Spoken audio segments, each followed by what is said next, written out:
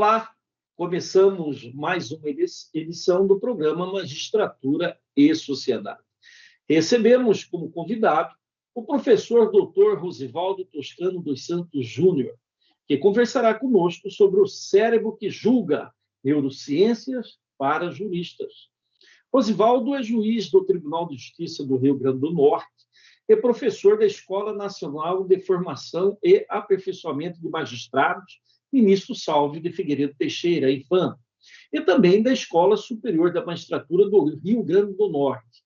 Ele é doutor em Direito pela Universidade Federal da Paraíba, mestre em Direito pela Unicinos e possui MBA em Poder Judiciário pela Fundação Getúlio Vargas, Rio de Janeiro. É autor dos seguintes livros: O Cérebro que Julga, Neurociências para Juristas, que é uma temática que vamos dialogar hoje; A Guerra ao Crime e os Crimes da Guerra, foi escrito ou publicado em 2017, e de Controle Remoto Judicial, quando se decide sem decidir, em 2014. Seja bem-vindo, professor Rosivaldo. Muito obrigado, professor Gonçalo. É uma satisfação estar com vocês aí. Estive recentemente, né? Estive aí com vocês. Foi uma experiência sempre muito rica. Estar nas margens é uma satisfação muito grande. Satisfação e honra é nossa, professor Rosivaldo. O senhor já é, vamos dizer assim, não é nem prata da casa, o senhor é ouro da casa. E, curiosamente, né, um título de uma obra, vamos dizer assim, que já parte da singularidade, que é o cérebro que julga, né, já chama muita atenção. Né? Neurociências para jurista. Nós vivemos numa quadra, né, da ciência jurídica em que, normalmente, essas questões que envolvem, né, novidades, né, e ainda mais que são de domínio de outras ciências, custam para serem recepcionadas, né, pelo público interno dos sistemas de justiça.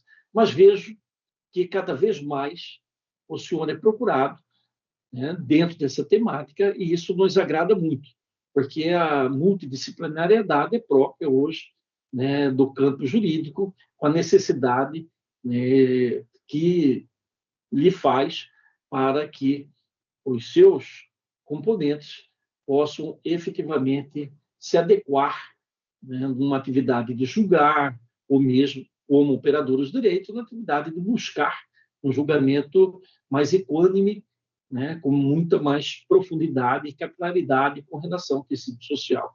Nesse sentido, o que motivou o senhor a buscar essa temática, né, a se levar por ela e a escrever para esse público tão ainda conservador no que concerne especificamente a esse tema? Primeiramente, eu recordo, professor Gonçalo, quando eu estava nos bancos de faculdade, em que nas aulas de introdução ao estudo de direito, né, o professor falava, disse, olha, existem as ciências auxiliares à justiça, né? Então, a medicina, né, a contabilidade e por aí ia, né? Então, o direito era visto como um grande sol no qual as outras ciências eram auxiliares, né? E, na verdade, o direito, como bem diz o ministro, o ex-ministro, né, Eros Grau, né, aquele ensaio, discurso sobre a interpretação do direito, né, que é um livro maravilhoso dele, que ele falava que o direito, na verdade, é uma prudência, né? Então, é muito interessante. Hoje nós temos essa interdisciplinariedade, né? O direito, ele entender o seu lugar é importante, claro, nós utilizamos normas jurídicas, né, para julgamento, jurisprudência, doutrina, digo no sentido geral, né, doutrina, jurisprudência, a legislação em geral, mas é fundamental nós entendermos a ciência, a hard science, né? E é uma relação, assim, professor, uma relação um tanto quanto difícil, né? Uma relação difícil, porque o direito ele se baseia numa verdade retórica, muitas vezes uma verdade retórica, Eu recordo de uma banca, uma vez que eu fui para um rapaz, uma banca aqui da UFRN, um rapaz genial. Esse menino, inclusive, está fazendo doutorado na Alemanha, não sei se ele já terminou, já tem uns anos isso. O rapaz realmente genial. E a tese dele, né, a hipótese dele virava em torno da questão da assunção pelo direito brasileiro do princípio da solidariedade do direito alemão. Então, ele fazia... A dissertação dele era recheada de frases em alemão. Eu até disse a ele, olha, eu sei que você fala muito bem alemão, mas poucas pessoas falam alemão, coloca em português e tal. Mas, em suma, durante a banca, eu disse, olha, em termos herméticos, é muito bacana. É muito bacana o teu texto, mas ele é uma hipostasia. A hipostasia, o que é? Eu fui explicar. Hipostasia é quando a gente considera real o que só existe no mundo das ideias. Porque um país né, com a quantidade de índices sociais ruins, né, um país com história como o Brasil, né, que foi o último país do mundo a abolir a escravatura negra, indicadores sociais que melhoraram sim de uns anos para cá, mas ainda são muito difíceis, né, ainda são o nosso grande calo, né? Então, o direito é muito isso, né? Já a hard science, não. Quando a gente está lidando com as neurociências, a gente não está lidando com a verdade da retórica, mas sim baseada em evidências científicas. Então, essa relação, às vezes, ela é conflituosa, porque o direito, ele quer dizer como o mundo deveria ser, é o dever ser, né? E as neurociências, elas não querem dizer como o mundo deveria ser. Elas dizem como o mundo é. E aí entra em choque, né? Eu lembro até, professor, quando eu comecei a estudar, e eu comecei a estudar, poxa, não é possível. As neurociências, a psicologia evolucionista, né, elas estão ratificando, por exemplo, a xenofobia, o racismo. Não, elas estão explicando que o nosso cérebro é um cérebro social, que vem ainda do homem, que nós chamamos homem das cavernas, que não necessariamente vivia em cavernas, mas vivia em pequenos grupos homogêneos, com grupos com a mesma aparência, uma aparência física parecida, com hábitos alimentares parecidos, com crenças religiosas parecidas, com até patógenos parecidos, no qual eles não adoeciam, né? E de repente lidavam com uma pessoa, com um indivíduo diferente, e geralmente esse indivíduo diferente, ele poderia ou tomar o território, ou dizimar a tribo, ou transmitir uma doença, né? Então, isso nos nossos primórdios, isso foi importante, essa nossa cautela com a diferença. Mas hoje nós vivemos numa sociedade global, sociedade século 24, em que todos estão muito próximos, né? E o nosso cérebro precisa se adaptar a isso. Então, as neurociências, elas auxiliam, não, elas trazem um novo olhar para o direito, um olhar que enriquece muito mais para a gente compreender melhor os desafios que o direito precisa enfrentar, né, e como tomar medidas, como, por exemplo, nesse caso, né, a gente pode tomar atitudes para enfrentar, nesse caso, por exemplo, o racismo, né? Então, é uma relação que, às vezes, é conflituosa. Por isso que o direito ele quer, baseado numa retórica, ele quer dizer como o mundo é, e as neurociências dizem, olha, peraí, o mundo não é bem assim. Agora, o que você vai fazer com isso, aí é uma questão com que o direito tem que lidar, sabe? Verdade. Então, O senhor acredita, professor Rosivaldo, que os julgadores, esses mesmos julgadores, que o senhor como julgador também, de carreira, o magistrado de carreira, o senhor acredita que esses jogadores tomam decisões mais por intuição e emoção do que por razão, como defendem autores, podemos estar o Daniel Kahneman. pois é. O senhor acredita no Daniel Kahneman quando ele diz que realmente há uma tendência para o afloramento das emoções, da intuição, né? No momento do julgamento, naquele momento singular da decisão judicial? Ah, sim, com certeza. O Daniel Kahneman, que, curiosamente, ele era um psicólogo, ele morreu no passado. Eu acho que tem um ano que ele morreu, o Daniel Ganhou Kahneman, aos 85 anos. Nobel em 2012, em 2002, parece que ganhou o prêmio 2002. Nobel, ganhou o prêmio Nobel de de economia, me parece. É um psicólogo que ganhou um prêmio Nobel da Economia. Na verdade, seriam ele e Amos Tversky. Mas o Amos Tversky morreu em 96. Eles fizeram muitas pesquisas nesse campo, né, da intuição, como engajadora do processo de tomar a decisão. E as evidências mostram isso. Professor Gonçalo, nós tendemos a julgamentos intuitivos. Porque o nosso cérebro, ele se desenvolveu, que na verdade é o seguinte, o ser humano, como gregário, tem 11 mil anos. As evidências, né, mais antigas do homem como animal gregário têm 11 mil anos. Então, o nosso cérebro não teve ainda a oportunidade de se adaptar a essa realidade que a gente vive hoje. E no ambiente natural de adaptação evolutiva, digamos, vou dar um exemplo aqui, né, do nosso cérebro pelo menos, olha, o nosso cérebro é o mesmo há pelo menos 50 mil anos. Enquanto que o Homo sapiens tem cerca de, dependendo das pesquisas, entre 200 e 300 mil anos, o cérebro se tem evidências de que não muda 50 mil anos. Não há tempo suficiente. Então, esse nosso cérebro é desse homem nômade que vivia em pequenos grupos na savana africana, né? Ou então, já, dependendo da teoria, que já teria se deslocado de lá para outras regiões, mas ele vivia num ambiente em que, às vezes, ele precisava tomar decisões rápidas, porque não tomar a decisão rápida poderia significar a diferença entre viver ou morrer. Então, vamos imaginar lá um pequeno sapiens na savana africana que tinham dito a ele que existia um bicho chamado leão, que ele era perigoso, ele dava um rugido, ele era grande, tinha uma juba, o mato se mexia quando ele vinha e ele comia gente. Então, a primeira vez sai o pequeno sapiens pela savana e ele escuta um rugido, o mato se mexendo, um som de patas correndo próximo, para perto dele, né? Então, imagina se ele fosse pensar analiticamente. Peraí, vamos lá. Vamos estudar para ver aqui, vou analisar esse bicho. O bicho vem surgindo. Peraí, ele tem juba, tem os dentes grandes, ele está... Olha, se ele ficasse fazendo isso muito tempo, ele teria virado carpaccio de leão naquela ensolarada tarde africana. Mas não, o que é que ele fez?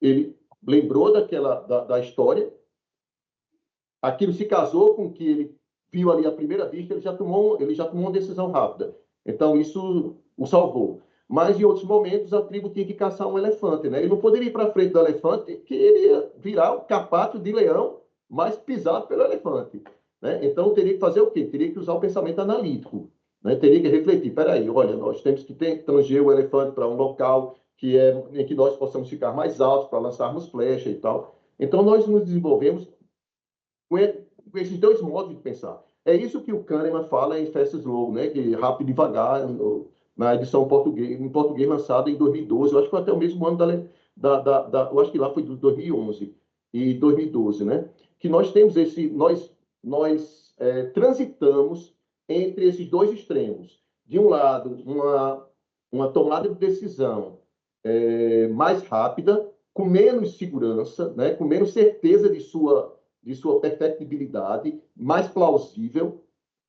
De outro lado, uma decisão que é mais, digamos, ela é mais segura, porque ela é mais pensada, ela é mais refletida. Só que essa aqui é rápida. E, em muitas vezes, a relação custo-desempenho entre a velocidade de tomada de decisão e o risco de um erro ou outro termina valendo a pena.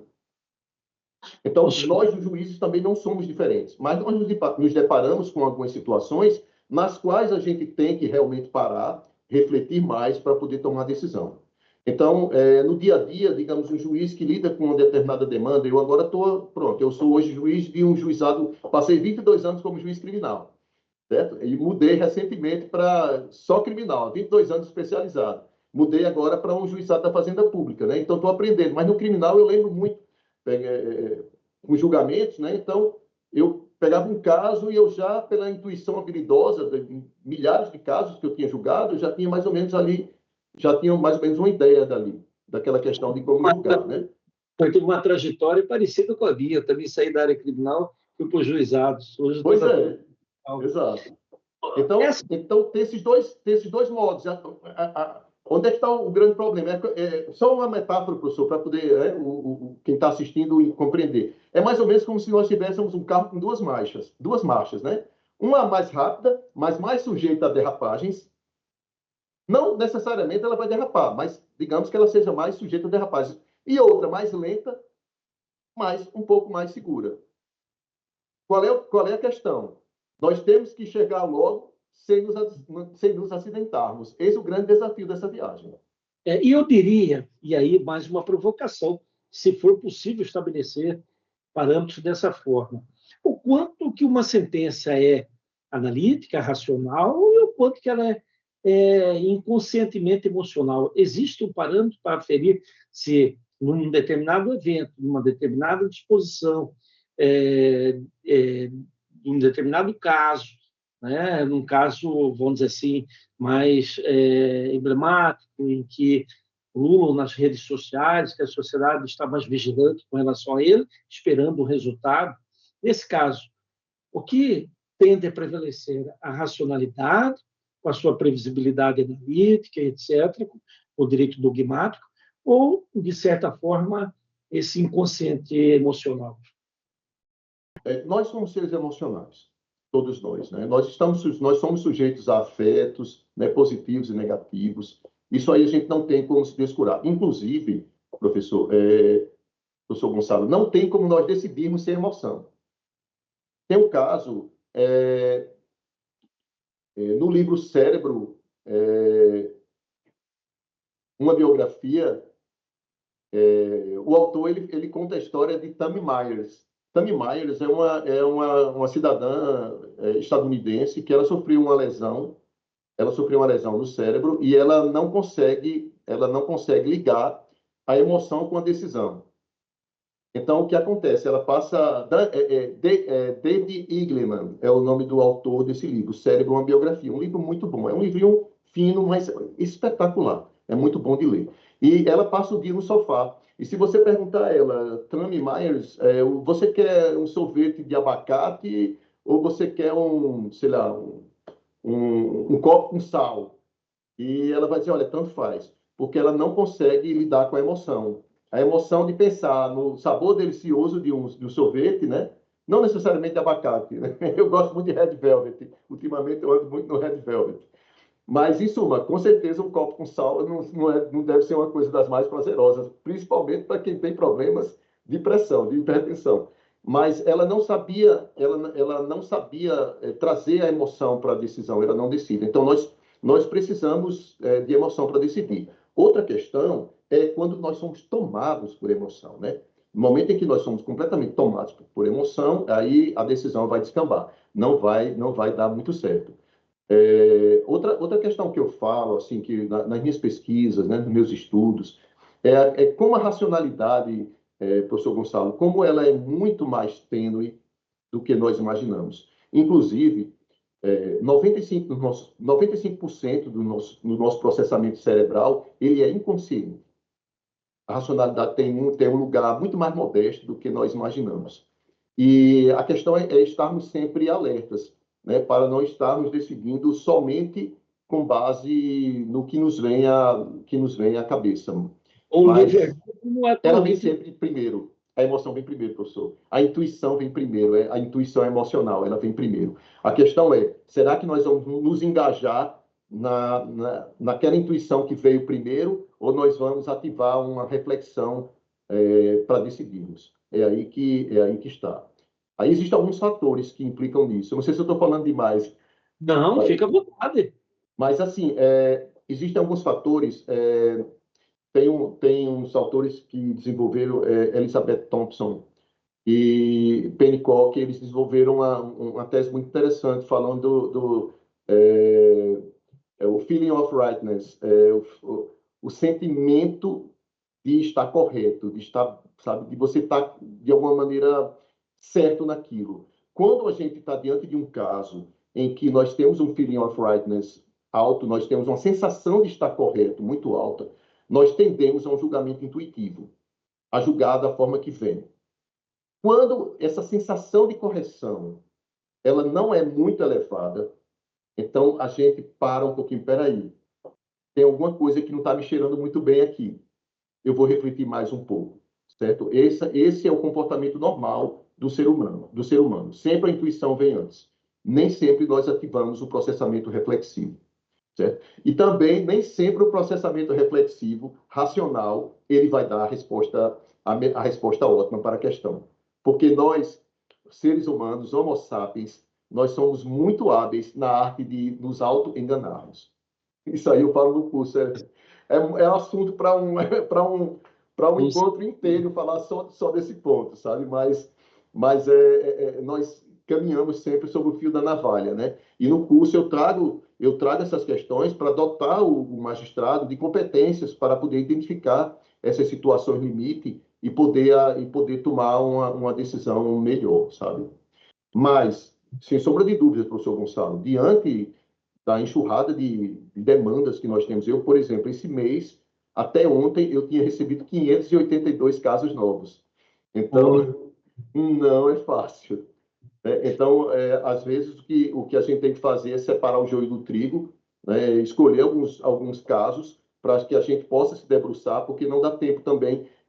Nessa metáfora do carro, né? Do carro que é lento, o motor esquenta também. A gente não consegue andar o tempo todo em primeira marcha, a 40 50 por hora em primeira marcha. Não dá, sabe? O Então, senhor me fez ficamos lembrar, aí. o senhor me fez lembrar agora de Charlie Chaplin, né? Não sois máquinas, homens é que sois, é verdade? Essa questão que o senhor coloca, professor Rosivaldo, vai cair na questão ética. Inclusive, existe uma ética própria dos operadores de direito, assim como uma ética própria é, para aquele operador do direito que julga, né? No caso, os magistrados. Inclusive, tem um código, a deontologia da magistratura, e tem um código específico de conduta ética, né? De conduta e ética para a magistratura. Então, lá nós trazemos lá de Aristóteles, ética nicômaca. Nicômaco era filho de Aristóteles, e que ele emprega para o conceito ético, ele emprega a questão de escala de valores, né, da tomada de decisão. Isso perdurou durante muito tempo. Aristóteles falava, de alguma forma, em livre-arbítrio, assim como Platão, né, tangenciou o assunto, porque a questão de Platão era mais ligada às ideias e à sua formação e conformação, tendo em vista algo também mais inato, né? Mas, após esse período, nós tivemos com o Baruch Spinoza, o Bento de Spinoza, né? Baruch pela origem do nome, mas o Spinoza ele diz o seguinte: olha, o que importa na tomada de decisão e naquele instante da tomada de decisão é a relação de causalidade. Vamos dizer assim, um determinismo causal no sentido de que as causas são normalmente efeitos de causas antecedentes, diríamos assim. E aí, trazendo mais para a contemporaneidade, nós temos os existencialistas com a questão de que a existência precede, de alguma forma, a essência. Temos aí Nietzsche, temos Simone de Beauvoir, Sartre, Kierkegaard, Heidegger, todos eles, né, que bebem nessa ideia de que nós nascemos zerados e primeiro existimos, depois a essência vai se formando ao longo do tempo, né? Como Sartre dizia, o outro é seu inferno, somos condenados a viver livre, o homem está condenado a ser livre e tal. Eu gostaria, tendo em vista esse apanhado todo filosófico, que o senhor tecesse considerações à formação dos juízes, no momento que eles podem dizer, eu sou esta pessoa, claro que de uma forma geral, né, e temos as exceções, isso não seria a regra, toda regra tem suas exceções, mas de uma forma geral. E a questão da imparcialidade. Se imparcialidade é um mito, ou é uma ficção, é difícil alcançada, ou realmente há uma necessidade de apegarmos a ela, né, justamente para se evitar, né, que as paixões ingressem e acabem ingressando no conteúdo decisório. Eu gostaria que o senhor fizesse uma explanação sobre essa formação dos juízes, o preparo deles, com a questão da imparcialidade? Fique à vontade, professor. Certo, vou começar por Aristóteles, em Ética Nicômano. Nós imaginamos muito, né, ainda nosso paradigma de racionalidade, né, eurocêntrico. Então, eu mesmo, eu lembro que eu colocava nas minhas decisões, olha, a decisão é um processo silogístico, né? Premissa maior, premissa menor, síntese crítica, né? E depois eu fui ver que, na verdade, nós somos sujeitos muito mais a plausibilidade, nós julgamos muito mais pela plausibilidade da resposta do que pela lógica do argumento, né? Então, eu costumo, até nos cursos que eu dou para os colegas, né, que eu ministro para os colegas, já administrei esse curso em pelo menos 15 tribunais, em alguns até 3 vezes, em Santa Catarina, aí já são 2, né? Em Santa Catarina, na Paraíba, Santa Catarina, na Paraíba, na Bahia, já umas 3 vezes. E toda vez a maioria deles cai, né? Que eu digo assim, olha, me digam se esse argumento está correto, né? Os cães são seres vivos. Todos os seres vivos precisam de água. Logo, os cães são seres vivos, né? Não, os cães precisam de água, desculpa. Os cães precisam de água. Todos os seres vivos precisam de água. Logo, os cães são seres vivos. Todo mundo concorda? Concorda. Está certo esse argumento? Tá. Então, vamos lá. Os cimentos precisam de água. Todos os seres vivos precisam de água. Logo, os cimentos são água. Entendeu? Então, nós não tendemos bem a um julgamento aristotélico no dia a dia, né? Nós tendemos à plausibilidade mesmo do argumento. Indo para a questão existencial, como já dizia Heidegger, né? No Dasein, né? Nós somos seres que são lançados no mundo, né? Um mundo cujas estruturas, né, nos são anteriores, né? E nós não temos esse domínio que nós pensamos ter. O que eu penso sobre a questão da imparcialidade, então, trazendo essa questão existencial, é de que nós nunca partimos de um ponto neutro, né? Nós sempre partimos de um ponto a partir das nossas experiências. As evidências científicas mostram isso, né? Inclusive, nas aulas, professor Gonçalo, eu coloco algumas ilusões de óptica, né? Que aí fica a confusão na sala, porque, olha, não, é azul, é verde e branco, não, é rosa e cinza, né? E, não, eu tenho certeza, como é que você está vendo verde se eu estou vendo rosa e tal, né? Então, é bem interessante isso, que nós não partimos de um ponto neutro. Agora, outra coisa é a necessidade que se tem que exigir de honestidade intelectual, né? Isso aí é inafastável. A gente não tem. Se a gente não pode partir de um ponto neutro, a gente não pode chegar e dizer estultices. A partir daí, né? De simplesmente fazer sua vontade. Como eu costumo dizer, entre o livre convencimento motivado e o raciocínio motivado é um pequeno passo. Eu vou explicar o que é raciocínio motivado. Raciocínio motivado é quando as nossas crenças elas são atropeladas por evidências que as contrariam fortemente, as quebram, né? Então, nós temos 3 comportamentos a tomar diante de uma situação dessa. O primeiro comportamento é nós aceitarmos que a crença que baseava as nossas decisões, ela não era fundada. Crença aí que eu estou falando no sentido laico, tá? Não crença religiosa, mas crença no sentido, professor Gonçalo, do que é o mundo, como é a estrutura do mundo, como são as coisas, como são as pessoas, como é aquela situação, certo? Então, a primeira posição seria dar o braço a torcer. Olha, realmente a minha crença anterior não era fundada e eu vou adotar essa nova crença. A segunda posição é desviar, né? Não, olha, né? Eu tenho um amigo que infelizmente, ele se excede na bebida, né? Ele tem problema, ele é alcoólatra, né? Ele sofre de alcoolismo. E vez ou outra eu vou falar, aí eu noto que na mesma hora ele conta uma piada e desvia de assunto. Então não vai, só não adianta, né? Não vou conseguir. E o terceiro caminho é o quê? É negar. Chegar, não, dizer que não é isso mesmo, e aí o sujeito inventa uma nova argumentação para poder justificar isso. Isso é o raciocínio motivado. Então, entre o livre convencimento motivado e o raciocínio motivado, de você criar um monstrengo argumentativo para poder fazer valer a sua vontade ali, é um passo assim, é uma coisa pequena. Então, nós estamos sempre nesse dilema, né? Até que ponto nós podemos ir para que as nossas decisões, no sentido heideggeriano, elas sejam autênticas, né? E gadameriano, Heidegger e Gadamer também, no sentido de Gadamer também, delas serem autênticas. É sempre isso. Então, neutralidade não existe, mas existe, assim, uma exigência, né, que a gente deve ter de honestidade intelectual. Eu estou aqui lembrando aqui, Kierkegaard, quando ele diz que a angústia é a vertigem da liberdade. Né?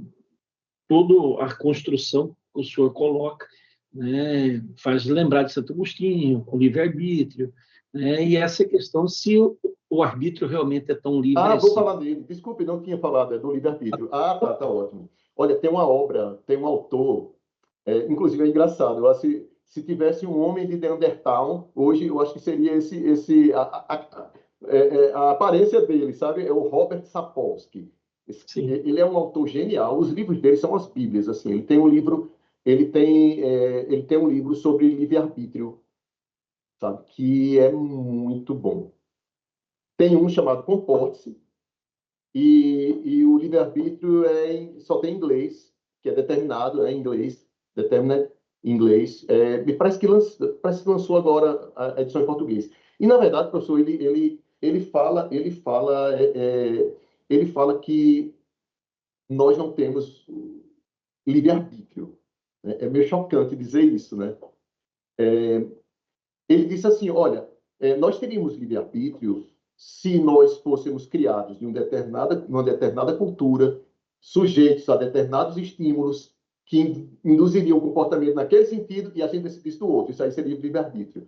Então, ele disse que, na verdade, nós temos uma ideia de livre-arbítrio, certo? Mas se existisse... Ele não fala isso, mas digamos que a essência do livro seria mais ou menos o seguinte: se existisse uma inteligência artificial capaz de anotar as suas experiências de vida, né, a sua biologia, porque ele sempre diz o seguinte: o que é uma verdade? Nós somos a soma da nossa biologia com a nossa psicologia e com o meio em que vivemos.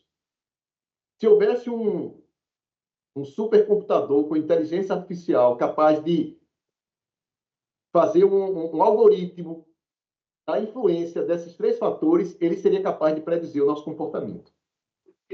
Certo? Então, o livre-arbítrio, na verdade, inclusive, professor, o livre-arbítrio que a gente fala tanto no direito, nas ciências, ele já foi atacado, assim, já foi colocado num local muito mais modesto faz muito tempo. O Benjamin Leibniz, ele fez um estudo bastante controverso sobre livre-arbítrio. Ele colocou pessoas para ficarem na frente de uma tela e elas tinham o cérebro sendo escaneado. Nós temos, na verdade, nós temos região aqui no córtex frontal, nós temos uma área somatosensorial e uma área motora, certo? Aqui, mais ou menos aqui.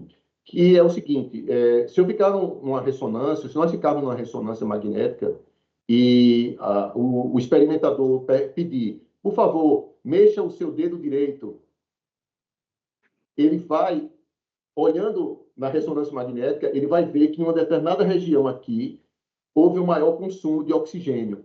Então, ele vai notar que aquelas células ali, elas mexem o dedo ou mexem o braço. Então, houve várias pesquisas. De Leibniz era o seguinte...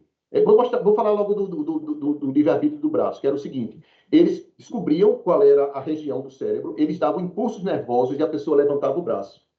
E o engraçado, professor, é como a consciência ela é uma boa justificadora para condutas que têm uma origem consciente. Aí o experimentador perguntava: por que você levantou o braço? Ele não iria dizer: não, porque houve um impulso elétrico no meu cérebro e eu levantei sem querer. Não, a consciência dava uma resposta. Eu levantei porque eu lembrei quando eu era mais jovem, que uma vez eu chamei uma pessoa e eu levantei o braço. Aí dizia: não, eu falei isso porque, rapaz, e se eu levantar o braço só para testar, para ver o que é que ele vai dizer? Aí eu levantei o braço, entendeu? Então, nós justificamos pensando que nós temos livre-arbítrio e não temos. Na pesquisa de Benjamin Leibniz, ele colocou a pessoa com 2 botões para ela apertar e dizer na tela o que é que ela estava vendo naquele momento. E ficavam números passando. Então, ela dizia 40, 50, 52.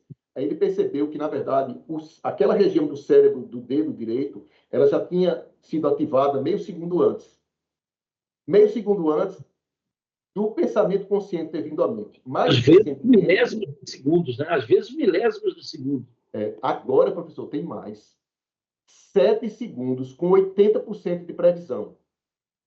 Tudo bem que o processo de tomada de decisão é diferente do processo motor, né? Que é um ato único. Ele é muito mais complexo. Mas nós estamos muito mais sujeitos às nossas experiências de vida, à cultura em que estamos inseridos, sabe? Nós somos muito menos livres do que nós pensamos.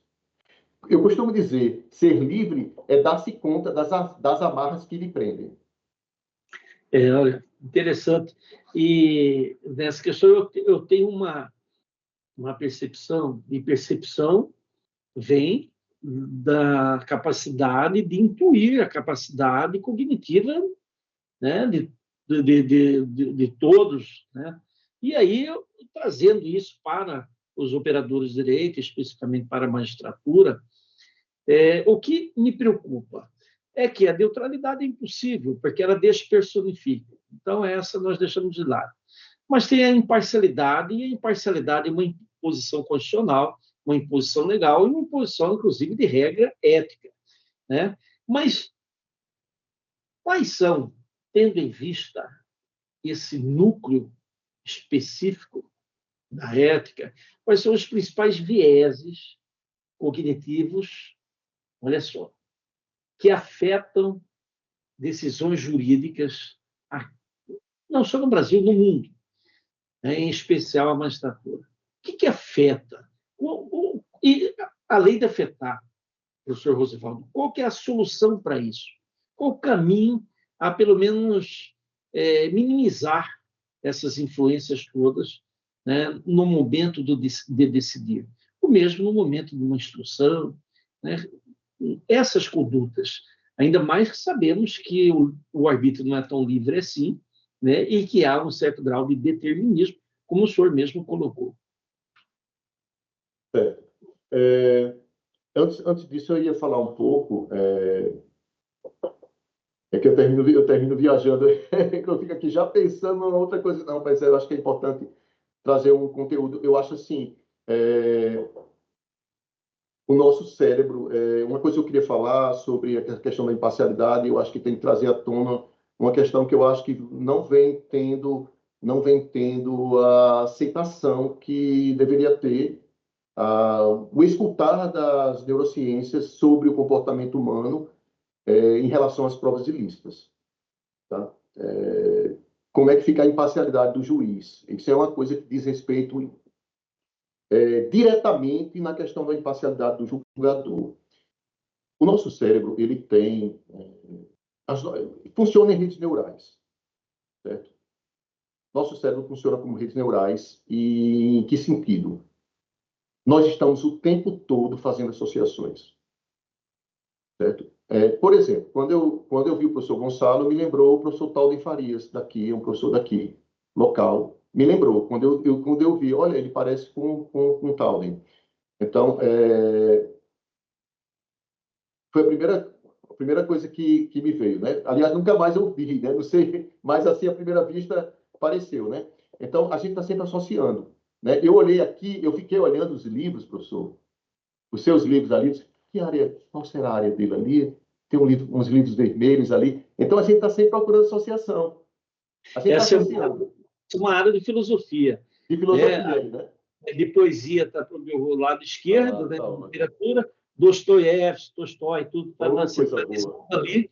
Né? Tem algumas obras, Jorge Amado, Machado de Assis, coleções, né, deles.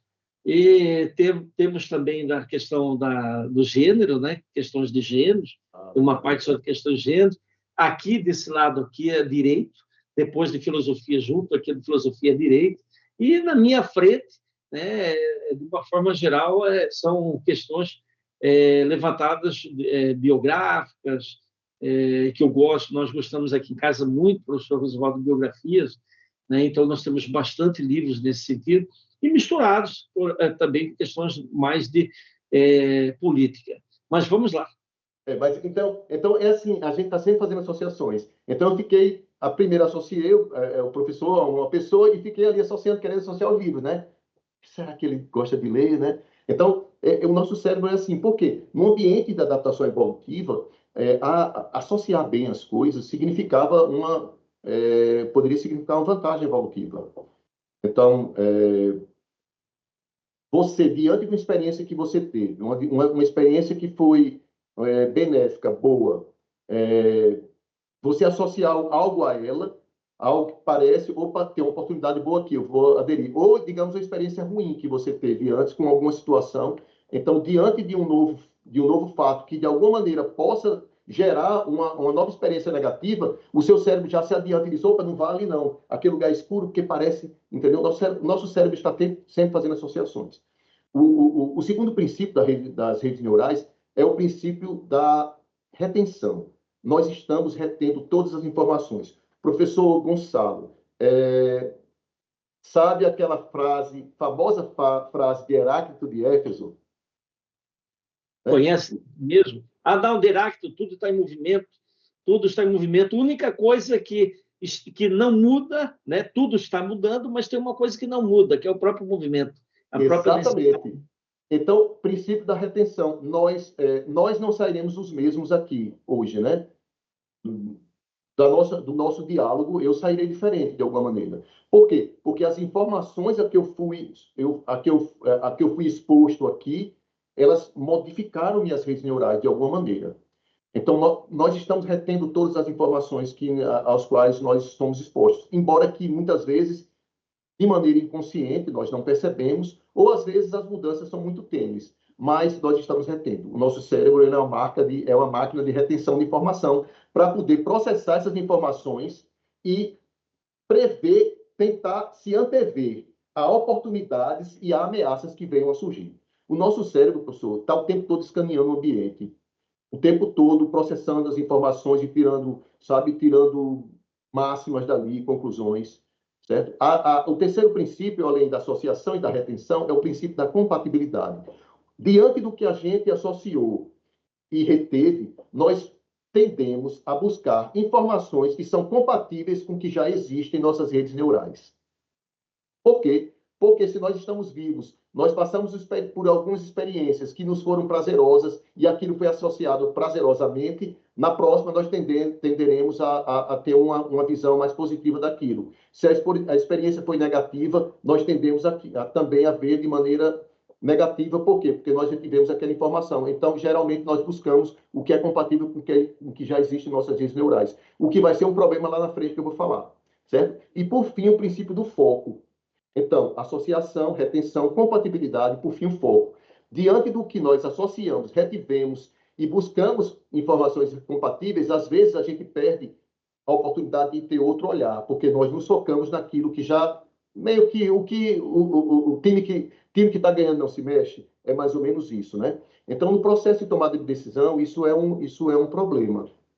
É um problema para o nosso cérebro. Retomando a questão, antes de falar disso, de fazer o fechamento, retomando a questão da nulidade das provas, que eu acho que é uma questão muito importante, que o Supremo teve a oportunidade, no julgamento do pacote anticrime, ele teve a oportunidade de atestar a constitucionalidade de um dispositivo do Código de Processo Penal que dizia que o juiz que fosse exposto a uma prova ilícita, que ele deveria deixar o caso, né?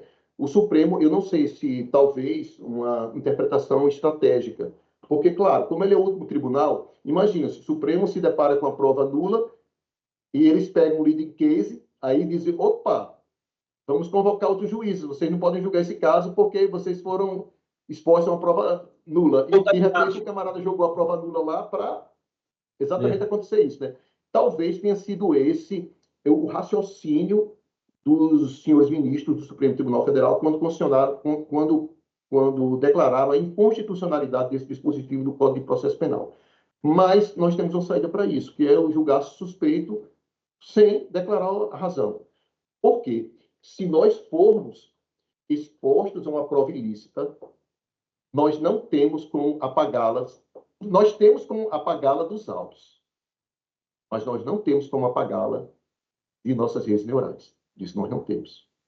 Houve uma pesquisa muito interessante feita nos Estados Unidos sobre isso, há várias pesquisas, mas essa foi assim, bem representativa. Eles pegaram juízes, e nós sabemos, né, professor, que eu falo não por nós, mas por pessoas que estão assistindo, às vezes não tem tanto, né, são leigas ou não tem, ainda estão aprendendo, estão estudando direito ainda, que o direito norte-americano, processual penal e processual penal, eles são estaduais. Então, o que é que eles fizeram? Eles colocaram juízes de um outro estado, agora não me recordo qual era o estado, para julgarem um caso de agressão sexual. Havia, entre as provas desse caso de agressão sexual, um depoimento que era altamente desabonador da conduta da ofendida. Então, o que é que eles fizeram? Para metade dos juízes daquele estado, eles deixaram os juízes serem expostos à prova e mandaram eles desentrelharem as provas. Metade foi exposto àquela prova. Não, aliás, desculpe, metade não tinha prova. A metade dos juízes não se depararam com a prova desabonadora da conduta da ofendida. O percentual de condenação foi de 49%. Para a outra metade, eles colocaram os juízes para serem expostos àquela prova, eles leram o depoimento desabonador da conduta da ofendida. Quando eles terminaram de ler, o experimentador disse, todos leram? Sim, olha, nós esquecemos que esse caso é do estado do Arizona, e no estado do Arizona não pode ser considerada nenhuma prova desabonadora da conduta da vítima, se não tiver dizendo respeito àquele caso específico, e não da sua história de vida. Portanto, desentranhe essa prova e a desconsidere para julgamento. O percentual de condenação caiu de 49% para 20%. Nossa! Não há, no nosso cérebro, não existe um Ctrl-C, não existe um Ctrl-Z. Não tem como retirar isso, né? Então, em relação ainda puxando desses princípios, dos 4 princípios das redes neurais, né, e sobre a questão da imparcialidade, como bem julgar, né, os principais vieses, o primeiro deles, professor, sem sombra de dúvidas, embora que tenha um autor, Hugo Mercier, tem um livro muito bom, livro muito bom sobre The Enigma of Reason, o Enigma da Razão, né, que é muito interessante. Inclusive, professor, no livro eu trago algumas coisas bem interessantes sobre racionalidade, tá? Bem interessante, sobre racionalidade, sobre convencimento, o que é que nos faz chegar ao convencimento de algo que a gente pensa que é algo muito baseado na razão ou em evidências, e não. A sensação de correção, a sensação de estar correta é uma sensação, embora que a gente a processa como sendo informação, mas não é. É uma sensação. Então, retomando a questão dos vieses, o primeiro viés, assim, o viés por excelência, embora o Messier diga que não, né, ele acha que é muito importante o viés de confirmação. Nós tendemos a confirmar aquilo que já está em nossas redes neurais. Então, é um viés que, para mim, é o mais perigoso de todos, né? Porque ele nos fecha para um outro olhar, uma outra possibilidade, né? E existe o chamado efeito de satisfatoriedade. Às vezes você lê uma informação e você já se dá satisfeita com ela, e depois você não vai querer ouvir a antítese daquela informação, sabe? Então, nós tendemos a isso, porque no nosso ambiente de adaptação natural evolutiva, muitas vezes nós decidimos rápido mesmo, sabe? Nos convencemos de algo e seguimos em frente. Então, esse é um viés muito importante, sabe? O viés de confirmação. Quando o senhor falou de Heráclito, né, que tudo está em movimento, tudo está em mudança, e eu me lembrei, daí a minha confusão inicial, com o pórtico lá em Delfos. Conhece a ti mesmo, tal, que inicialmente teria sido dito por Sócrates, mas na verdade estava lá no pórtico da Academia Platônica. E se conhecer, professor Rosivaldo, se conhecer para se autodeterminar. Conhecer a si para se autodeterminar. Todos são capazes de assim proceder. Os juízes brasileiros, que não tiveram essa formação mais filosófica, sociológica, humanística, estão capacitados para essa reflexão. Isso está, de alguma forma, ou tem, de alguma forma, a crescer, né, no sistema de justiça por uma necessidade básica de bem julgar, de bem compreender o mundo, né, de bem formatar o próprio juízo no momento de uma decisão judicial. Como que nós nos encontramos dentro dessa realidade toda e com essa necessidade? É, é, é muito importante, né, o autoconhecimento do juiz. No meu curso eu viso trazer muito isso. É uma experiência muito é, existencial, né? Ela leva a muitas reflexões, né? E eu acho, inclusive, que seria importante todo juiz fizesse terapia, sabe, para perceber algumas coisas que, né, às vezes não percebe nos seus julgamentos, né? Então é sempre uma necessidade muito grande de nós fazermos isso. E eu acho que o Tribunal de Justiça do Mato Grosso está de parabéns em propiciar, em oportunizar aos juízes esse espaço de reflexão, né? Porque com isso vai fazer com que nós possamos ter decisões mais íntegras. Sabe? Eu acho que, não sei se eu respondi bem, se ficou um pouco mais. Respondeu muito bem, mesmo porque o senhor tem dado e tem levado palestras sobre esse tema, os tribunais brasileiros e da IFAM. Eu acho muito interessante.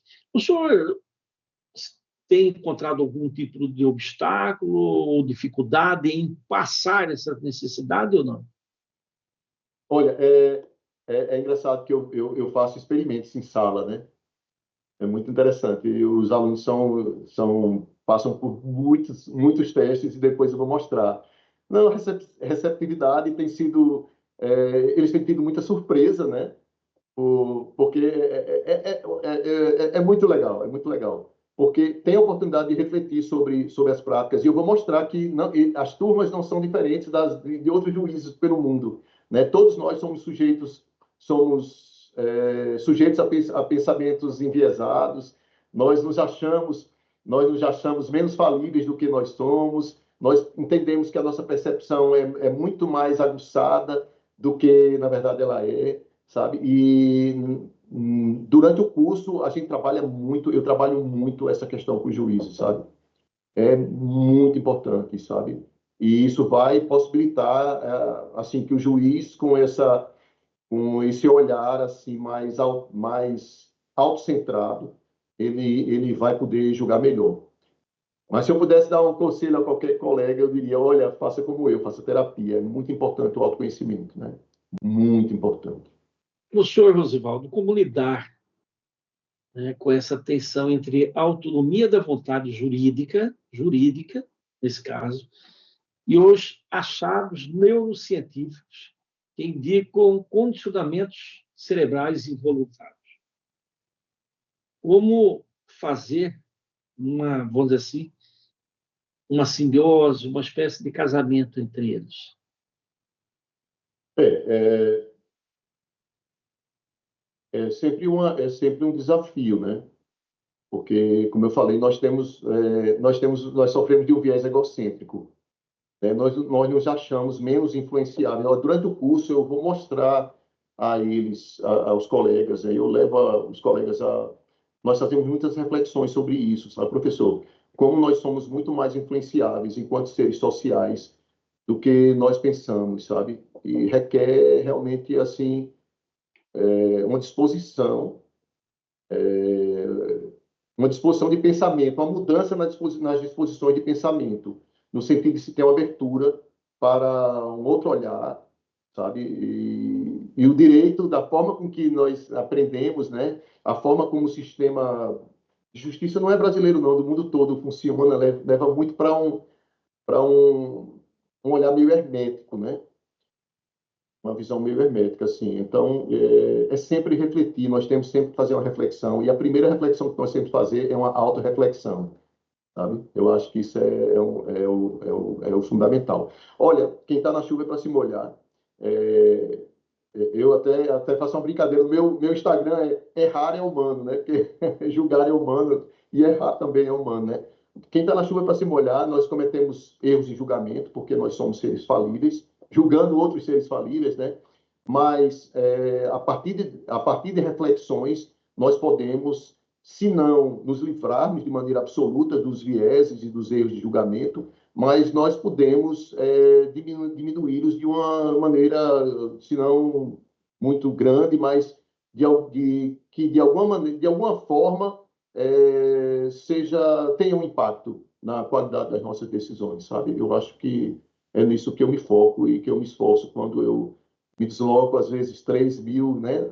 Até quase 4.000 quilômetros de casa para estar junto com colegas que, assim como eu, estão diuturnamente julgando casos e definindo o futuro da vida das pessoas. E o senhor tem se dedicado e recebido discípulos, viu? Porque aqui foi muito bem acolhida e recebida os seus ensinamentos, a sua palestra. Mas, professor Rosivaldo, quando o senhor olha para a justiça em si, o senhor enxerga mais uma função racional ou uma esperança emocional? Racionalidade é uma coisa, como eu falei, Herbert Simon, ele já tinha falado já há 40 anos, né? A questão da racionalidade nossa ser limitada, né? A nossa racionalidade ela é limitada pela própria capacidade de processamento do nosso cérebro, sabe, professor? Ela é limitada também, às vezes, pela complexidade do caso e pelo conhecimento que nós temos das questões. Então, nós não conhecemos as coisas de maneira profunda, sabe? Eu lembro do caso, essa questão da racionalidade, às vezes racionalidade discursiva, né, das teorias do discurso, que eu lembro do leading case do caso Elvanger. O Elvanger, para quem está assistindo, ele era um produtor, era no Rio Grande do Sul, salvo memória, eu acho que era no Rio Grande do Sul. Ele era um editor de livros antissemitas, né? Então, usando a ponderação racional alexiana, o ministro Gilmar Mendes ele teve um posicionamento e, usando a ponderação alexiana, o ministro Marco Aurélio de Mello teve outro posicionamento, né? Então, duas coisas assim diametralmente opostas, né? Então, racionalidade nós temos, mas nós estamos sempre como uma sombra que nós estamos sempre tentando alcançar, né? E que nos leva adiante, né?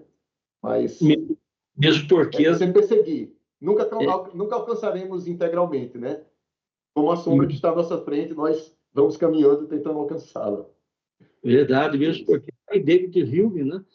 Na verdade, a racionalidade ela e deve ser, né? E aí a razão escrava das paixões, né? As paixões. Mas a prática não é isso, viu, professor? Tem um autor muito bom, muito bom. Que questiona. Oi? Que questiona, inclusive. Questiona muito isso. Tem um autor muito bom chamado Jonathan Haidt. Inclusive, Jonathan Haidt, ele esteve no Brasil nos anos 80.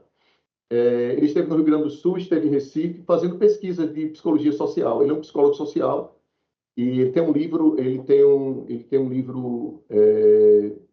muito, muito bom, sabe? Ele tem vários livros e ele fala na questão, ele diz assim que o nosso cérebro é como um ginete montado num elefante, sabe? É um ginete montado no elefante. Só que o elefante são as nossas paixões e o ginete é a nossa razão. O elefante é muito grande. Quando ele inclina a tromba e quer ir para um lugar, o ginete, sabe, não tem esse comando todo, sabe? Na prática é isso. A racionalidade ela não é tão forte, embora ela exista, ela não é tão senhora de nosso comportamento e de nossas decisões como nós pensamos. Isso é paradoxal e é meio, né, para quem está, um jurista está formado, né, como eu fui formado, forjado em todo aquele discurso que eu lembro que a minha cadeira de interpretação do direito eram métodos, né, de interpretação. Quando eu fui fazer o mestrado lá com o Lênio, né, lá na Unicinos, aí Lênio, olha, Rosvaldo, vamos lá. Aí eu fui ler Heidegger, fui ler Gadamer, e fui ver que não é nada daquilo, né? A interpretação é existencial humana, né?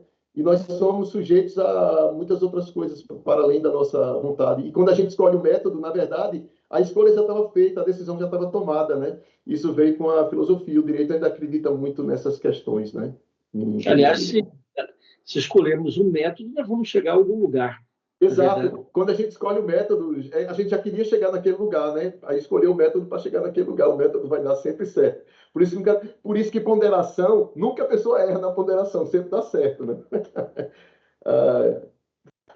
Professor, tem sido, assim, de uma construção e de um valor enorme a sua presença no dia de hoje, aqui no Magistratura e Sociedade, mas, infelizmente, o tempo, se é ficcional ou não, se é utopia ou não, se é ciência ou não, se é espaço-tempo ou não, se é relativo também ou não, ou se é infinito, mas independente de como o conceituamos, nós somos escravos aí, as paixões, olha só, da racionalidade, acabamos por ser escravos dele e precisamos terminar e fechar, de alguma forma, o programa de hoje, né, infelizmente. Eu gostaria de passar as palavras do senhor para as vossas manifestações finais sobre tudo o que falou. Fique à vontade. Tá certo, professor Gonçalo. É uma satisfação, mais uma vez, como eu falei, né, de estar dialogando com a magistratura, né, com os servidores também do Judiciário do Mato Grosso. E esse é um tema que está na crista da onda, juntamente com a inteligência artificial, que, aliás, a inteligência artificial nada mais é que a emulação das redes neurais, né? Tem sido um dos outros temas que eu ando estudando ultimamente. E eu acho que quanto mais a gente estuda, se há como nós nos livrarmos dos vieses, né, que eu ia falar de outros, né, terminei me focando em um, que é o viés de confirmação, que é o principal, mas nós temos outros viés importantíssimos, como a questão do viés de ancoragem, sabe, da versão perda. Oi? De autoridade, viés de autoridade. E também, isso aí eu trato no curso, a questão da autoridade, né, da obediência à autoridade. Então, eu acho que o fato de nós termos um momento de reflexão sobre isso já é um meio caminho andado, sabe? Só em nós compreendermos como a nossa racionalidade ela é mais tênue, como se formam as nossas convicções, como a nossa percepção não é plena, sabe? Como nós somos sujeitos a esse pensamento mais rápido, como nós somos sujeitos a pensamentos intuitivos e os juízes não são diferentes dos demais seres humanos. E só em a gente fazer isso já é um grande exercício de desenviesamento, sabe? Já é a oportunidade da gente produzir, né? Da gente promover uma justiça mais íntegra. Eu acho que é por aí. Muito obrigado. Agradecemos, professor, a vossa presença aqui no dia de Obrigado, hoje. Foi assim tremendo, aprendemos muito, né? E é isso aí. Conversamos hoje com o professor doutor Rosivaldo Toscano dos Santos Júnior, que conversou conosco sobre o cérebro que julga, neurociências para juristas. Obrigado, professor, por participar deste momento muito rico intelectualmente, né? E finalizamos aqui o nosso 29º encontro no programa Magistratura e Sociedade. Agradecemos também a equipe técnica que nos acompanha, né? Acesse nossas outras edições no canal oficial do Tribunal de Justiça no YouTube, no Instagram das Imagens, e no Facebook e Instagram desse apresentador também, o Bedelho Filosófico, e o Pode Bedelhar. Está lá no Facebook, Pode Bedelhar é o canal em que também transmitimos todas essas conversas. Bom? E até o próximo.